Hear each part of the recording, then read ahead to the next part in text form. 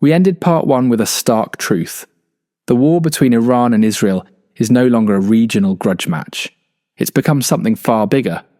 The United States has now entered the fray with direct strikes on Iranian targets, marking the most serious escalation in the Middle East in decades. Missiles are flying, civilians are dying, and the world is watching with a mix of horror, fatigue, and fear. So where does this go from here? Let's start with the obvious. This is no longer just about Iran and Israel. The involvement of the United States transforms this into a broader confrontation. American warplanes have struck Iranian drone bases. US naval forces in the Gulf have intercepted missile attacks, and Washington has now publicly declared that any Iranian attempt to target American forces or shipping routes will be met with overwhelming force. This isn't just rhetoric anymore, it's policy, delivered with cruise missiles. The risks of regional escalation are now dramatically higher. Hezbollah, the powerful Iranian-backed militia in Lebanon, has remained on the sidelines so far, but that might not last, with Israeli cities in the north preparing for rocket barrages and Hezbollah's leadership under pressure to join the resistance. One miscalculation could open a second front. Israel has already warned that a full Hezbollah attack would trigger a response the likes of which Lebanon has never seen. In other words, total war. Then there's the Houthis in Yemen, who've already proven their capability to strike Red Sea shipping routes and Saudi oil facilities.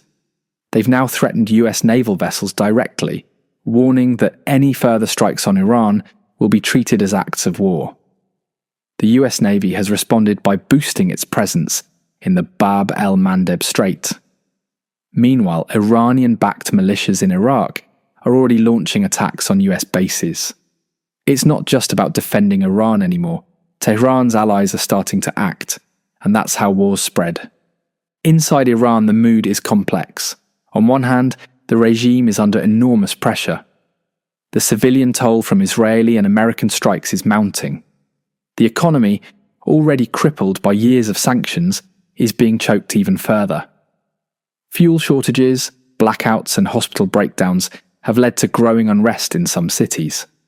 The government has tried to suppress information by shutting down the internet and detaining journalists, but images are still leaking out. Flattened buildings, crowded morgues, and protests calling for accountability. But at the same time, Iranian leaders are doubling down. State media is framing the war as an existential fight against Zionism and American imperialism. Hardline factions are calling for full mobilization. There are even reports that Iran is considering activating sleeper cells abroad, something that, if true, could have terrifying consequences far beyond the region. Israel, meanwhile, is navigating a dangerous balancing act. It wants to eliminate Iran's military threat, particularly its drone and missile programs, and delay its nuclear ambitions. But it also wants to avoid being dragged into a multi-front war it can't fully control. Domestically, Prime Minister Netanyahu is under heavy scrutiny. Some critics say the escalation is a distraction from the Gaza war and political turmoil at home. Others argue it's long overdue, a preemptive campaign that should have started years ago. The Israeli public is bracing for the long haul. Cities are on alert. The north is on lockdown. Reserve units have been called up in record numbers. Schools are closed in parts of the country, and bomb shelters are being stocked. For a nation used to living under threat, this still feels different.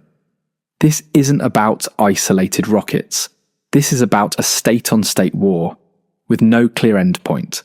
The United States now faces its own set of dilemmas. Having entered the fight, the question becomes, how far is Washington willing to go? Are these strikes meant to be limited, just enough to degrade Iran's capabilities and re-establish deterrence? Or is the US now committed to a broader campaign to contain Iran's regional influence for good? There's also the looming question of the nuclear file. Intelligence reports suggest that Iran's uranium enrichment activities have continued throughout the conflict. Some analysts fear that, under the cover of war, Tehran might accelerate its nuclear program, gambling that Israel and the US are too distracted by conventional warfare to act. Others believe the recent strikes have already set the nuclear timeline back by years. But the ambiguity is dangerous. If either side believes the other is about to cross the nuclear threshold, the temptation to act preemptively could lead to catastrophe. Global markets are reacting, and not in subtle ways. Oil has shot past $120 a barrel. Major airlines have cancelled routes over the Middle East.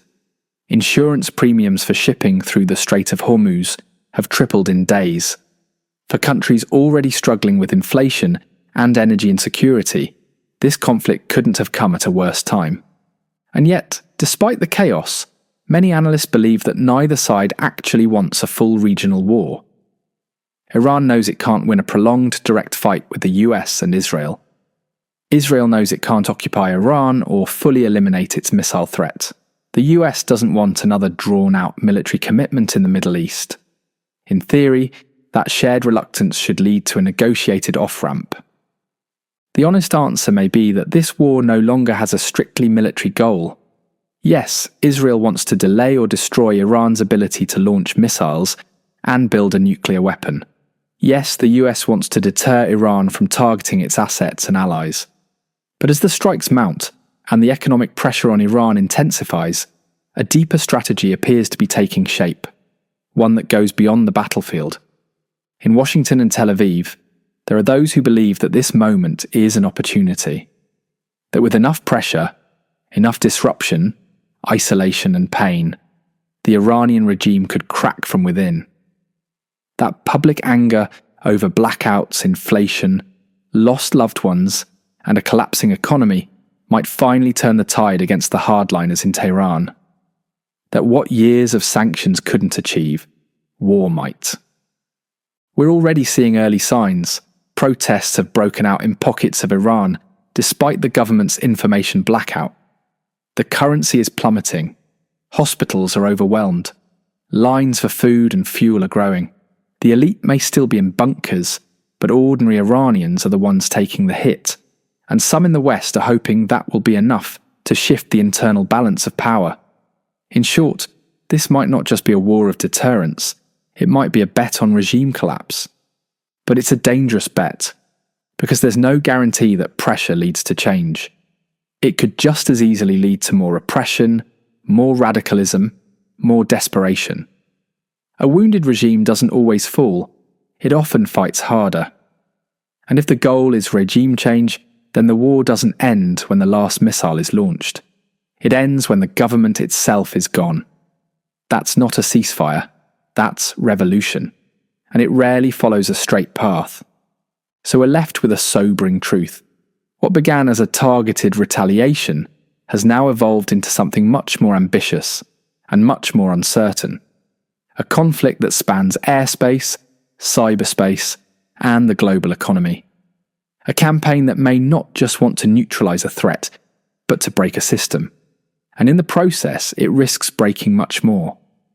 Until then, the missiles will keep flying, the pressure will keep building, and the fate of a nation, maybe even a region, will hang in the balance.